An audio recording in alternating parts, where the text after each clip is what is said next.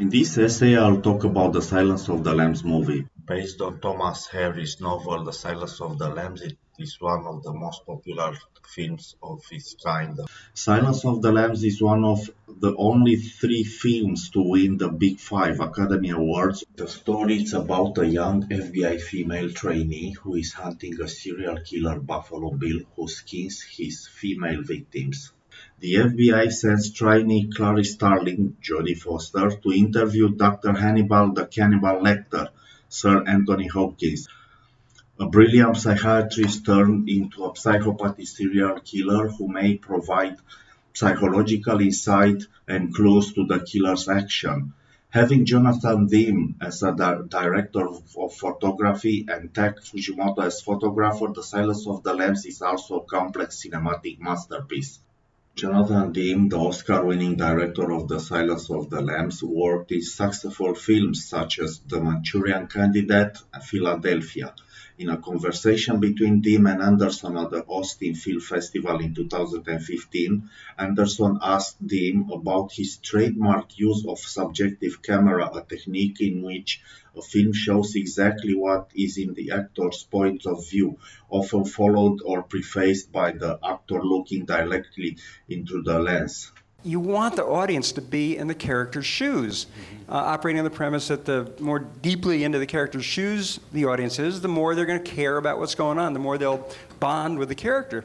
Tak Fujimoto has a long story in cinema, working on famous films such as The Manchurian Candidate, Philadelphia, The Sixth Sense. Working for a long time with Jonathan Demme, we can say that both of them do a good job in portraying almost every aspect of cinematography. The Silence of the Lambs was shot on 35mm photochemical film using Panavision Panaflex cameras with Panavision spherical lenses. And now I'm commenting on Clarice's first meeting with Hannibal Lecter. The FBI agent, accompanied by the director of Sanitarium, heads to the place where Lecter is being held. The scene is set like they descend to hell. Yeah, so they go down basically. When they arrived at the last gate before the warden's office, we can see the last gate is red and the frame is turning to red, meaning danger. So they are closing to the cells where very dangerous people are. Clarice is going in the warden's office, and here we have maybe one of the greatest establishing shots in the history of the film. A pan to the right showing everything in that room.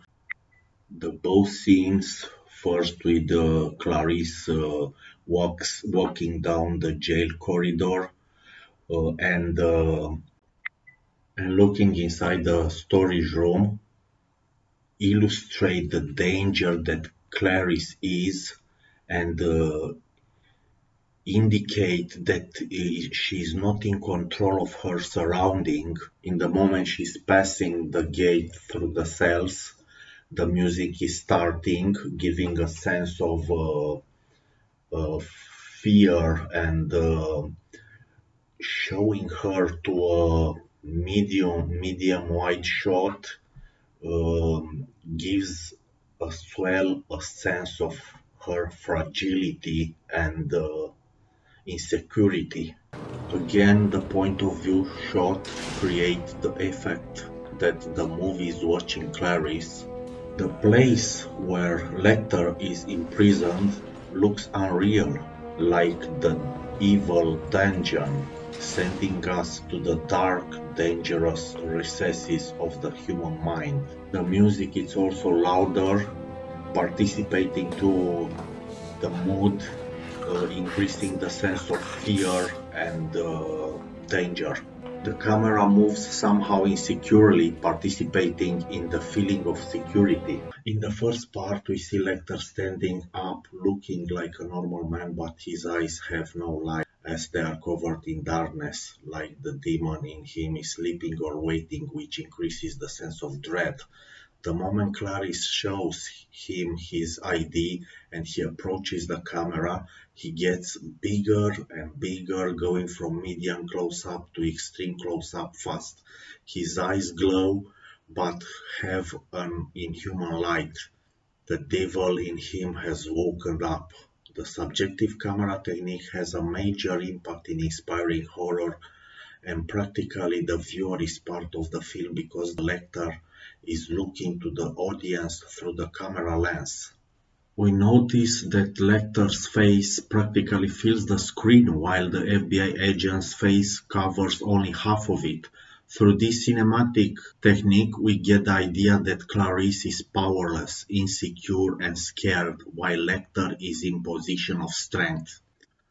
When Clarice says about Lecter that he is eating his victims, we notice that she is in the center of the frame and in close-up, which means that she is gaining power. Here we have an occlusion which creates depth of the scene. An amazing shot along with the use of distance with the camera is when Dr. Lecter delves into Clarice's sensitive past with his very personal questions. As he asks her questions about her very troubled childhood, including the death of her father, the camera gets closer and closer to Lecter's face with each question. This is meant to symbolize how deep he digs into her life, and the deeper he gets, the closer the camera gets.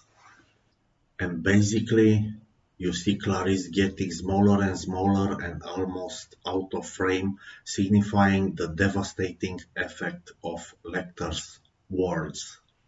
At the end of the scene, Lecter stands with open arms, signifying his acceptance to help her, and the very small height difference shows that they are almost on equal positions of power.